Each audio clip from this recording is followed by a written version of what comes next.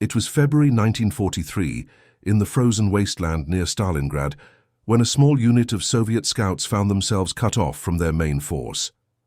The winter had been particularly brutal that year, with temperatures dropping to -30 degrees Celsius and snowstorms that could bury a man in minutes.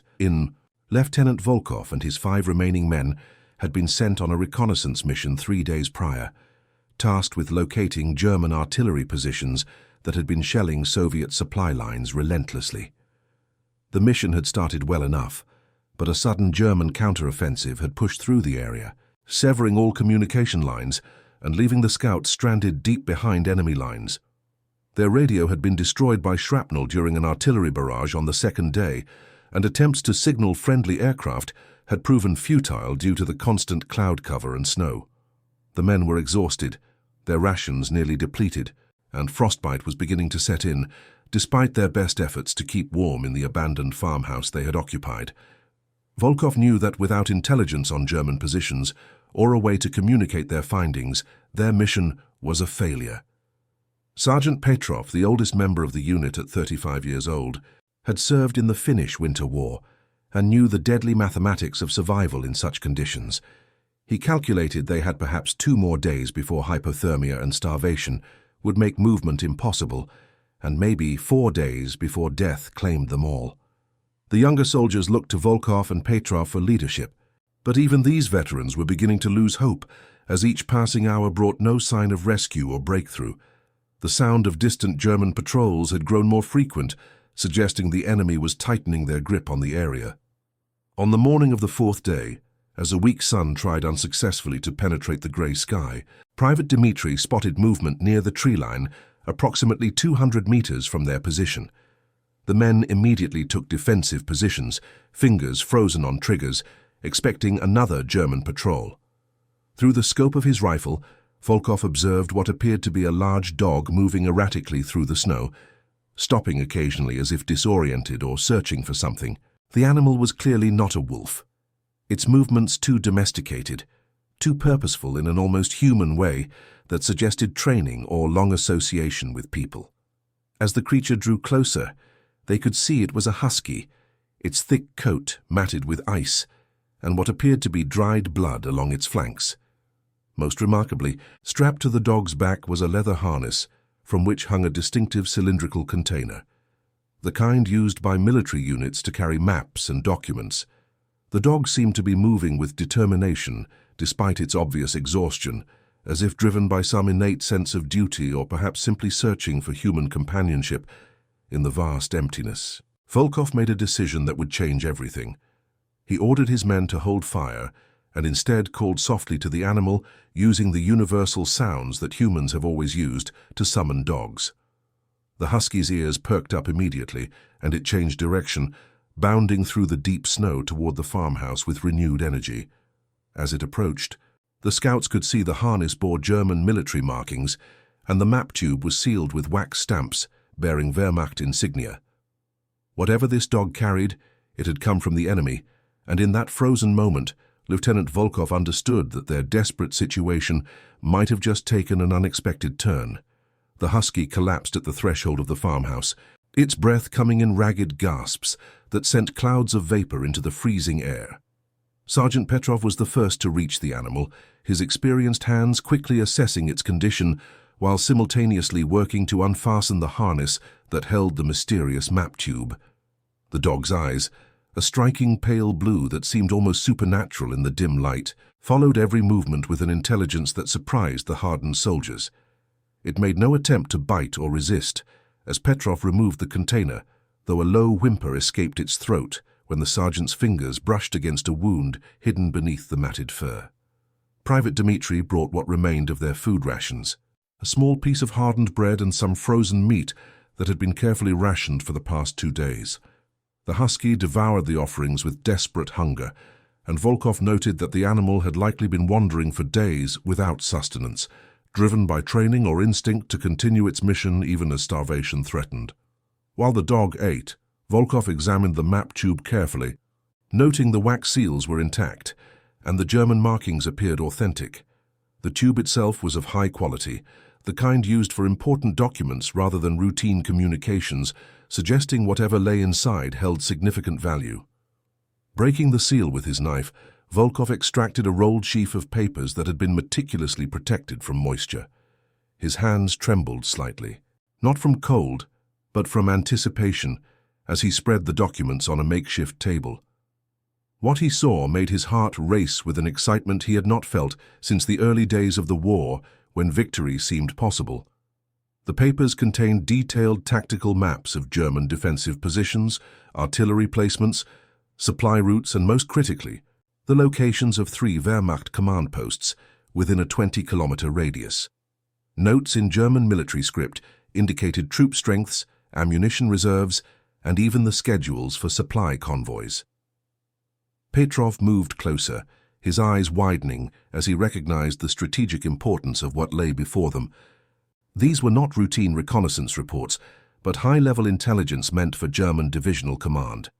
The kind of information that could shift the balance of an entire offensive.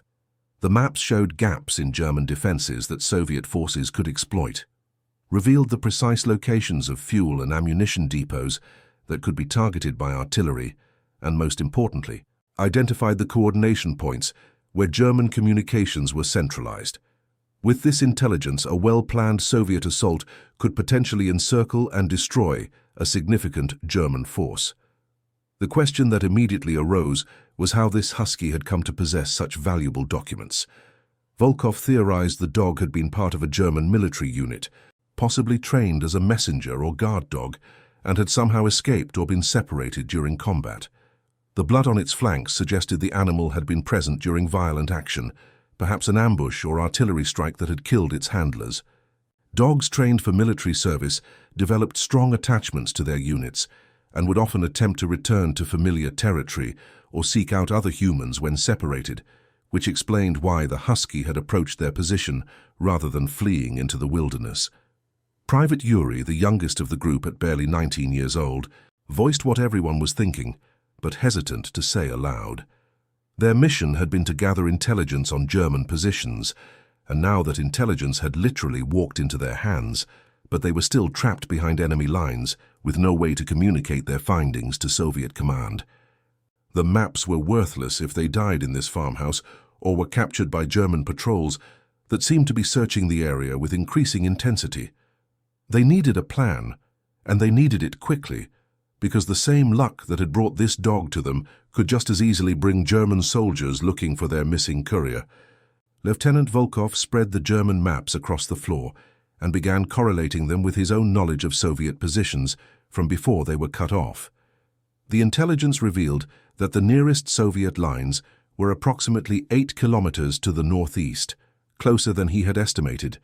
But the route was heavily patrolled by German units and crossed 2 major roadways that enemy forces used for supply transport.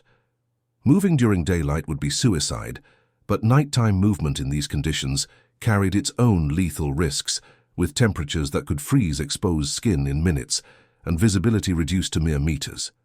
The Husky, now slightly recovered from its ordeal, lay near the small fire they had maintained, its blue eyes tracking each man as they moved about the room. Sergeant Petrov proposed a bold plan that drew on his experience from the winter war against Finland. They would move in 2 groups, with one acting as a decoy to draw German patrols away, while the other carried the vital intelligence towards Soviet lines. It was a desperate gambit that would almost certainly mean death for the decoy group, but all the men understood that the maps they now possessed could save thousands of Soviet lives and potentially change the outcome of ongoing operations. Volkov initially rejected the idea, unwilling to sacrifice half his men, but Petrov argued convincingly that staying together would mean certain death for all of them, and the loss of the intelligence anyway.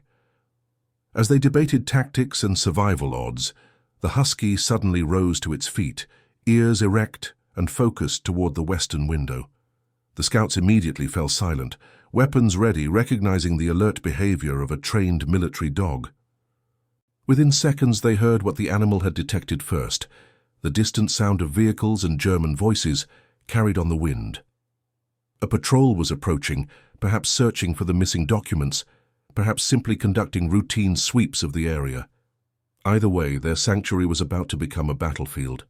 And they had perhaps 10 minutes to prepare before the enemy would be close enough to spot signs of occupation.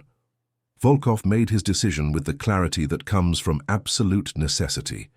They would all move together immediately, abandoning the farmhouse and using the approaching German patrol as cover, counting on the enemy's assumption that no Soviet soldiers would be crazy enough to move toward rather than away from superior forces. The Husky would come with them, both because the animal might prove useful and because leaving it behind seemed a betrayal of the gift it had unknowingly delivered. Each man checked his weapon, gathered what meager supplies remained, and prepared for what they all knew would be the most dangerous movement of their lives. Private Dmitri carefully secured the German maps inside his coat, wrapping them in cloth to protect against moisture and damage. He was chosen as the primary carrier because he was the fastest runner and had the best chance of escaping if they were engaged by enemy forces. Volkov made each man memorize key details from the maps so that if Dmitri fell, others could still relay critical information, assuming any of them survived to reach Soviet lines. The Husky seemed to sense the urgency in their preparations, moving to the door and waiting with the patient alertness of an animal, accustomed to military discipline and the rhythms of combat operations. They slipped out the back of the farmhouse just as the German patrol came into view on the main approach, using the terrain and scattered trees to mask their movement. The Husky followed without command or hesitation, instinctively understanding the need for silence and staying close to the men as they low-crawled through snow that had been their prison and might yet become their grave. Behind them, they heard German voices growing louder as the patrol discovered the farmhouse, and then shouts of alarm as the enemy realized it had been recently occupied. The race was on, and every second counted as they pushed northeast through the frozen wasteland toward home. The German patrol's discovery of the abandoned farmhouse triggered an immediate alert that spread through enemy units like ripples in water. Volkov and his men could hear whistles and shouted commands behind them as more Wehrmacht soldiers were summoned to join the search. The terrain offered minimal cover, mostly gentle rises and scattered copses of skeletal trees that did little to hide movement against the white snow. The scouts moved in a staggered line, each man covering a different field of fire while maintaining forward momentum, a technique drilled into Soviet reconnaissance units, but never tested under such desperate circumstances. The Husky proved invaluable almost immediately, its superior senses alerting the men to dangers they could not yet perceive. Twice the dog froze and lowered itself to the snow, a behavior that Sergeant Petrov recognized as indicating nearby enemy presence. Both times the scouts went to ground just before German patrols passed within 50 meters, the enemy soldiers scanning the landscape, but failing to detect the motionless Soviet position. Volkov began to understand why military forces had used dogs for centuries, the animal's abilities extending human awareness in ways that technology could not replicate, especially in these primitive conditions where electronic devices failed and human senses were dulled by cold and exhaustion. After 2 hours of agonizing progress that covered barely 3 kilometers, the group reached a shallow ravine that offered their first real concealment since leaving the farmhouse. They slid down the embankment and allowed themselves a brief rest, though Volkov knew that staying immobile in these temperatures was its own form of danger. Private Yuri's lips had turned blue and his movements were becoming sluggish, early signs of serious hypothermia that would only worsen without warmth and proper nutrition. The Husky moved among the men, its body warmth appreciated as soldiers took turns briefly pressing frozen hands into the animal's thick fur, a small comfort that nonetheless boosted morale in immeasurable ways. It was in this ravine that their situation deteriorated from desperate to critical. The distinctive sound of German search dogs reached them from multiple directions, indicating the enemy had brought in specialized tracking units. Unlike the stray Husky that had found them by apparent chance, these were trained military dogs working in coordination with their handlers to systematically sweep the area. Petrov's expression grew grim as he explained to the younger soldiers that German tracking dogs were among the best in the world, capable of following scent trails hours old, even in snow, and their presence meant the enemy was taking the search seriously, likely aware that important documents were missing. Volkov faced an impossible choice. They could continue moving and hope to outrun the search dogs, But the men were already exhausted and slowing, while the dogs were fresh and would eventually run them down. They could find a defensive position and make a stand, selling their lives dearly, but ensuring the intelligence died with them. Or they could attempt something so audacious it seemed born of desperation rather than tactics. Use their unexpected canine ally to confuse and mislead the German dogs. Petrov understood what his lieutenant was considering and slowly nodded, recognizing that creativity born of necessity had won many battles throughout history. The plan was simple in concept but risky in execution. They would divide again, but this time the split would be 3 men in one direction and 3 in another, with each group taking items heavily marked with human scent to lay false trails. The Husky would accompany the group carrying the actual maps, and they would use a trick Petrov had learned from Finnish partisans during the Winter War. By wrapping their boots in cloth soaked with pine oil and other strong scents, they could temporarily mask their trail from tracking dogs, buying precious time before the animals sorted out the confusion. It was far from guaranteed, but desperation had narrowed their options to near zero. As night descended with the brutal swiftness of winter at high latitudes, the 2 Soviet groups separated into the growing darkness. Lieutenant Volkov led Private Dmitri and Private Yuri northeast toward Soviet lines, while Sergeant Petrov took the remaining 2 soldiers southwest in a deliberate feint designed to draw pursuit. Each step was agony, the cold penetrating even their heavy winter gear, and the constant fear of discovery made every sound seem amplified and threatening. The Husky stayed close to Volkov's group, its presence somehow reassuring despite the desperate nature of their flight. Through the gathering gloom, they could hear the German search operation spreading across the landscape, flashlights cutting through the darkness like searching fingers. After an hour of brutal forced march, Volkov's group encountered their first major obstacle, a partially frozen stream that cut across their path like a dark wound in the snow. Ice formed at the edges, but the center still flowed with water cold enough to kill in minutes. Crossing meant getting wet, and getting wet in these temperatures was effectively a death sentence unless they could find immediate warmth on the other side. Private Yuri was already in the early stages of hypothermia, his speech slurred and movements uncoordinated, and Volkov knew the young soldier might not survive a water crossing. Yet going around would add hours they did not have, and the sounds of pursuit were growing closer behind them. The Husky solved their dilemma in an unexpected way. The dog approached the stream and began moving along the bank with obvious purpose, as if searching for something specific. Volkov decided to trust the animal's instincts and followed, and within minutes, the Husky led them to a section where a fallen tree created a natural bridge across the water. It was treacherous and ice-covered, but it offered passage without submersion. As they carefully crossed one by one, Volkov wondered if the dog had known this crossing existed from previous travels with its German handlers, or if some instinct had guided it. Either way, the animal had potentially saved all their lives. On the far bank, they discovered signs of recent military activity. Shell casings and disturbed earth suggesting a skirmish had occurred here within the past few days.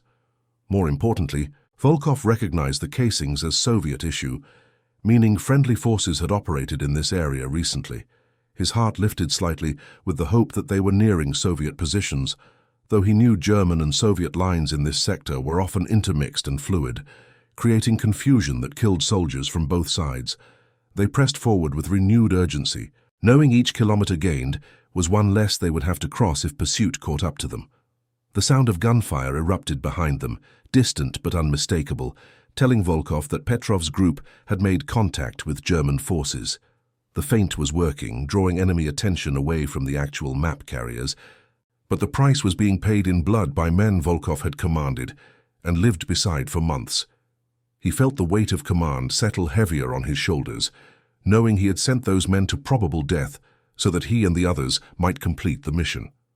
Private Dmitri clutched the maps tighter against his chest, understanding their value had just been measured in the lives of their comrades. The Husky paused and looked back toward the gunfire, then forward again as if urging them to honor the sacrifice by continuing. They moved through the night like ghosts, exhaustion and cold making every step a victory of will over flesh. Private Yuri had to be supported between Volkov and Dmitri, his hypothermia advancing despite their best efforts. The Husky ranged ahead and to the sides, still maintaining its role as advance scout, even though the animal owed these Soviet soldiers nothing and could have fled into the wilderness at any time. Volkov found himself grateful for the dog's presence in ways that transcended tactical advantage. The animal represented persistence and loyalty in a war that seemed designed to destroy both qualities. As dawn began to lighten the eastern sky, they spotted movement ahead that would determine whether they lived or died. The movement ahead resolved into figures in winter camouflage emerging from concealed positions, and for a heart-stopping moment, Volkov could not determine if they were Soviet or German troops. His frozen fingers fumbled for his weapon, even as he knew resistance would be futile if these were enemy soldiers.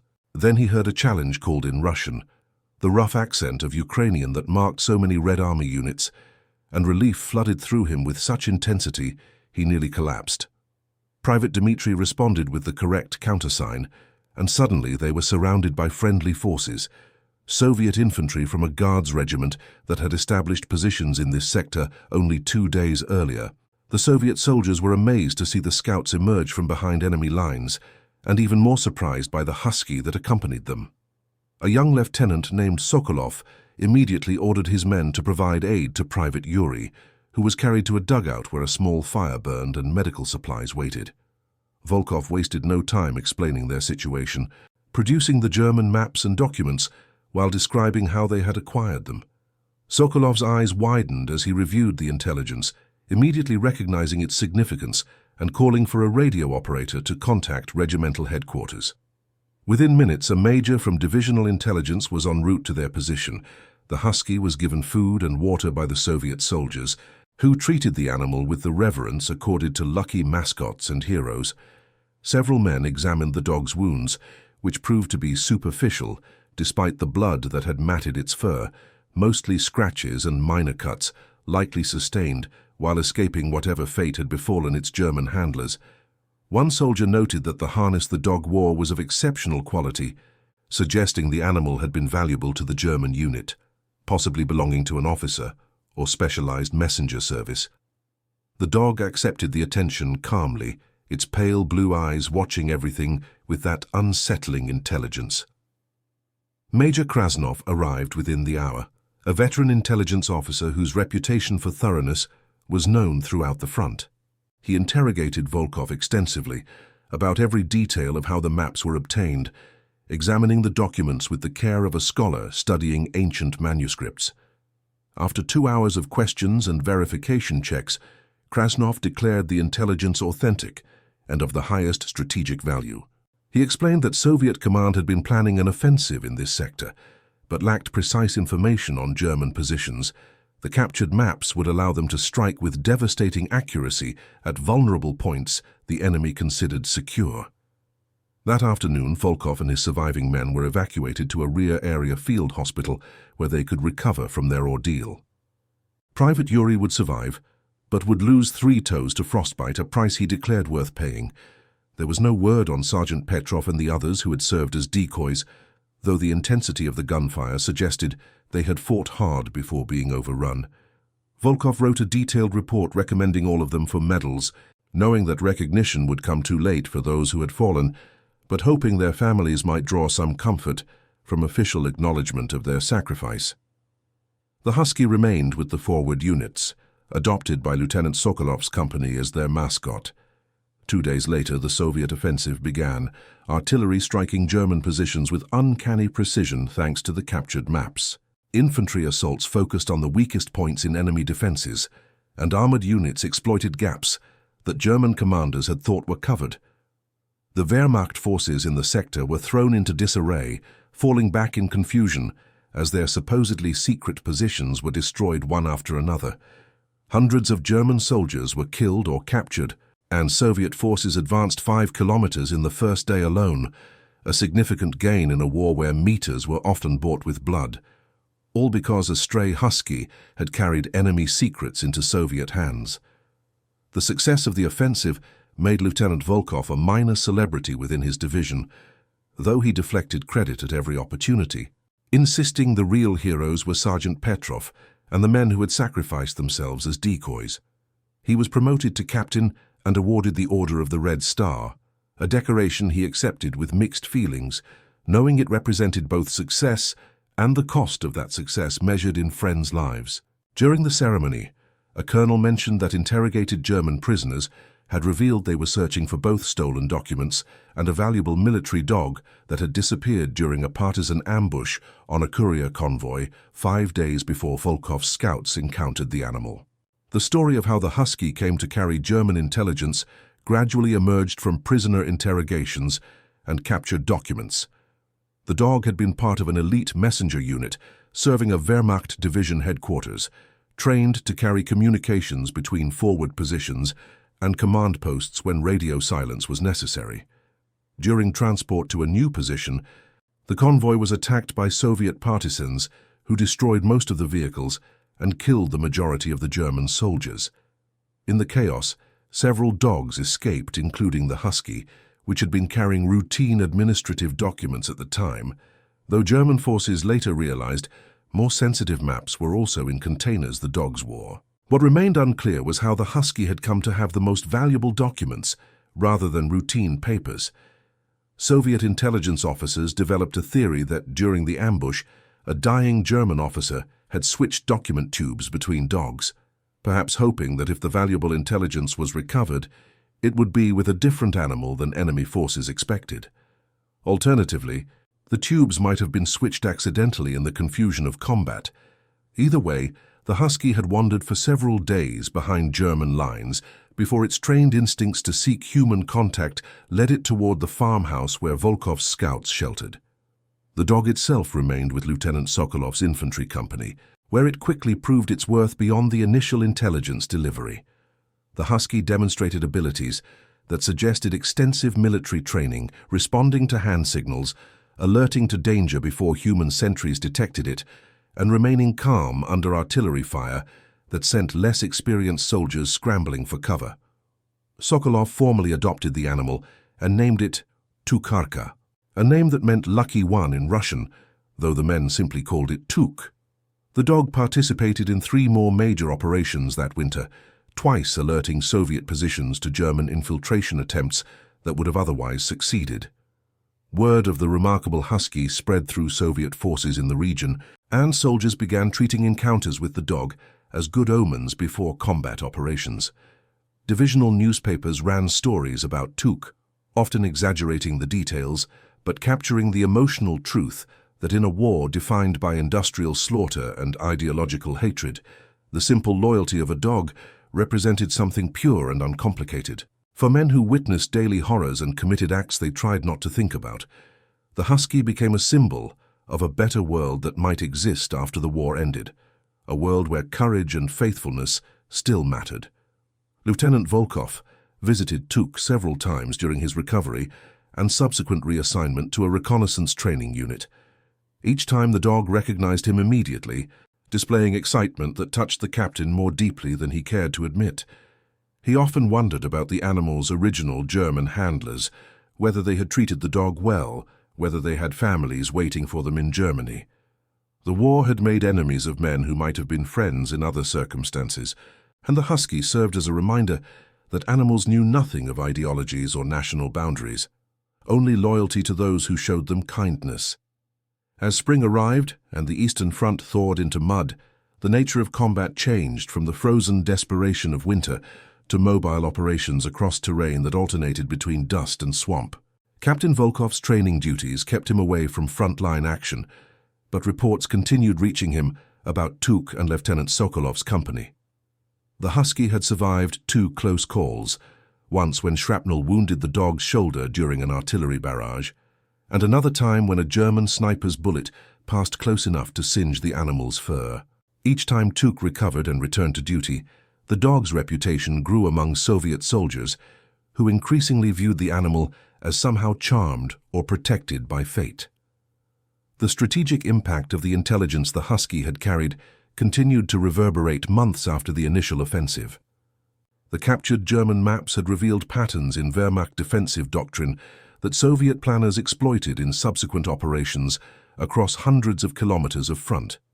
Estimates suggested that the intelligence had contributed to Soviet advances that shortened the war by several weeks in that sector, translating to thousands of lives saved on both sides. Staff officers who understood operational planning recognized that the chance encounter between desperate scouts and a wandering dog had altered the trajectory of an entire campaign, though such realities rarely appeared in official histories. In May 1943, Lieutenant Sokolov's company was tasked with assaulting a German strongpoint that intelligence indicated was lightly held. The attack began at dawn with Tuke accompanying the assault troops as the dog always did, ranging ahead to scout the approach routes. What intelligence had not revealed was that the Germans had reinforced the position overnight, and the Soviet attack ran into a killing ground of machine guns and prepared firing positions. Sokolov was hit in the first minutes, a burst of fire that shattered his leg and left him immobilized in the open barely 30 meters from enemy positions. Tuke's actions in the next minutes would become the subject of stories told throughout the Red Army for the remainder of the war. The Husky dragged Sokolov back towards Soviet lines despite continuous fire, the dog's powerful neck and shoulders pulling the lieutenant meter by meter through mud and under fire that kicked up dirt all around them. Other soldiers who witnessed the rescue reported that Tuke seemed to understand to move in short bursts between covered positions, displaying tactical awareness that bordered on human reasoning. After 10 minutes that must have seemed eternal, the dog brought Sokolov within reach of friendly troops who pulled both to safety. Sokolov survived, but would walk with a cane for the rest of his life, a fate he considered infinitely preferable to dying in the mud. He credited Tuke with saving him and insisted the dog be formally recognized for valor, beginning a bureaucratic process that would eventually result in unprecedented official acknowledgement. Meanwhile, Tuke continued serving with the company under a new handler, a sergeant named Volgin, who had been part of the unit since before the Husky arrived. The bond between dog and unit had deepened to the point where the animal seemed to consider all the men its pack, defending them with fierce determination during combat and providing comfort during quiet moments. Captain Volkov learned of the rescue through official channels and immediately wrote letters supporting Sokolov's recommendation that Tuke receive recognition. He argued that if the Soviet military recognized human heroes, it should acknowledge an animal that had displayed courage and loyalty equal to any soldier. The proposal faced skepticism from traditionalists who felt medals should be reserved for humans, but support came from unexpected quarters, including a general who had lost his own dog to German action and understood the bonds between soldiers and their animal companions during war. In August 1943, after months of deliberation and bureaucratic resistance, an extraordinary ceremony took place at divisional headquarters. Tuke was formally recognized with a citation for exceptional service to Soviet forces, becoming one of the few animals officially honored during the war. The citation detailed both the intelligence delivery that had changed the course of operations and the rescue of Lieutenant Sokolov under fire, concluding that the Husky had demonstrated qualities exemplifying the best of military service. Captain Volkov attended the ceremony and felt genuine emotion as a ribbon was attached to Tuke's collar, while soldiers who had served with the dog stood at attention. The war continued through 1944 and into 1945, and Tuke remained with Soviet forces as they pushed westward into Poland and eventually into Germany itself. The Husky participated in the liberation of several concentration camps, where the dog's presence provided unexpected comfort to survivors who had not seen kindness in years. Witnesses reported that Tuke seemed to understand the suffering around it, moving gently among the liberated prisoners and allowing them to touch the animal's fur. A simple contact with innocent life that helped some begin to process their trauma. The dog had gone from German military service to Soviet military service, and now served suffering humanity directly. By the time Soviet forces reached Berlin in April 1945, Tuke was estimated to be 7 or 8 years old, still healthy, but showing signs of age in graying muzzle and slightly slower movements.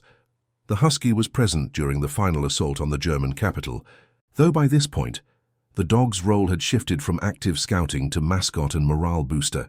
Soldiers would seek out Tuke before dangerous operations, believing contact with the lucky dog improved their chances of survival.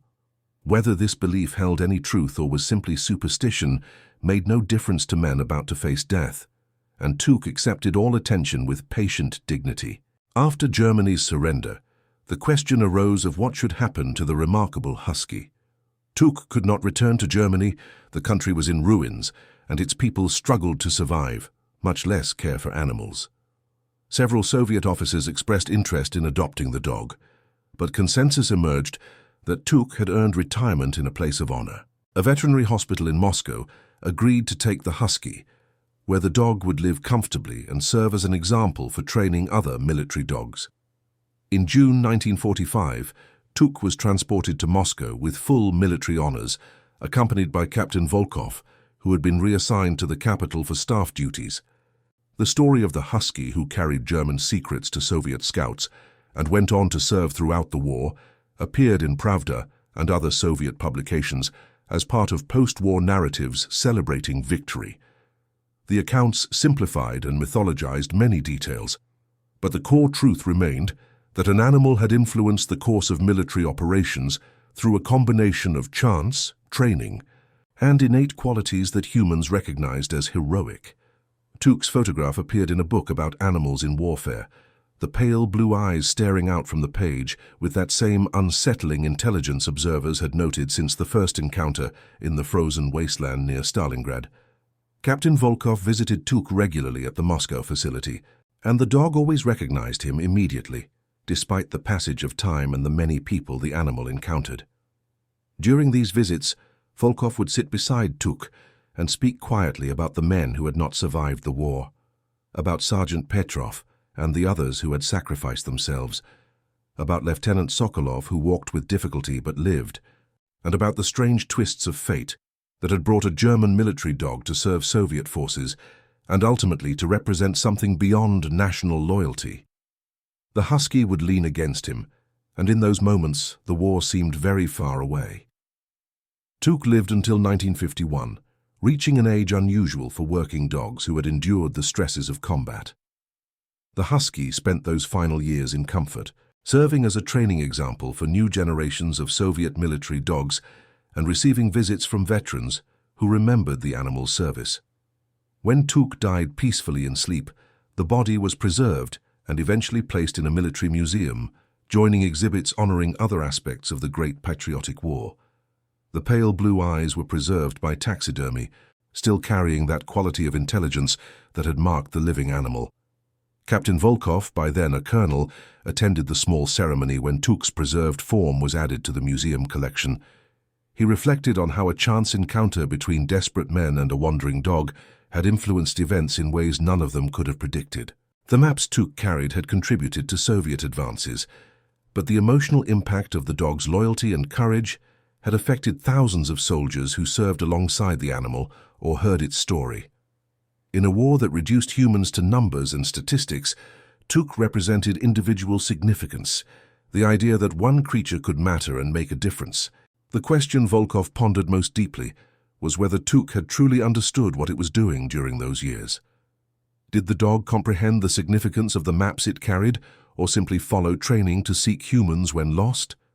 Was the rescue of Lieutenant Sokolov an act of conscious heroism or instinctive loyalty to a pack member? Did Tuch distinguish between German and Soviet soldiers, or see only humans who might provide food and companionship? These questions had no certain answers, but Volkov came to believe they were ultimately unimportant because the effects of Tuch's actions were real, regardless of the animal's understanding. And what about you, the listener? What would you have done if you were Lieutenant Volkov in that frozen farmhouse, seeing a dog from enemy forces approach carrying documents? Would you have trusted the animal or shot it as a threat? Would you have had the courage to embark on that desperate journey behind enemy lines, knowing the odds of survival were minimal? Throughout history, ordinary people have been thrust into extraordinary circumstances and forced to make choices that define their character. The story of Tuch reminds us that heroes come in unexpected forms and that loyalty, courage, and determination can emerge from the most unlikely sources in our darkest hours. After the Soviet Union collapsed in 1991, researchers gained access to previously classified documents that filled in additional details about the Husky's story. German records revealed that Tuch had been bred at a military kennel in Bavaria and trained specifically for messenger duty, considered one of the most reliable dogs in the program. The convoy ambush that set the Husky on its unexpected path had indeed resulted in document tubes being switched, though whether deliberately or accidentally remained unclear. Soviet after-action reports confirmed that the intelligence Tuk carried had been instrumental in planning operations that advanced the front by significant margins. Today, Tuk's preserved form remains in the Central Museum of the Great Patriotic War in Moscow, where visitors can read the story of the Husky, who served two armies and influenced the course of history. Children press their faces to the glass case, fascinated by the pale blue eyes that still seem to watch everything with alert intelligence. Veterans occasionally pause before the exhibit, some remembering stories told by fathers or grandfathers who served during that era.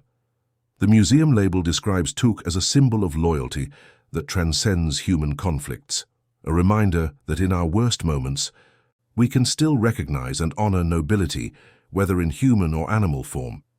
The Husky's legacy endures not in strategic assessments or historical analyses, but in the simple truth that courage, faithfulness, and the bonds between species can illuminate even the darkest chapters of human history.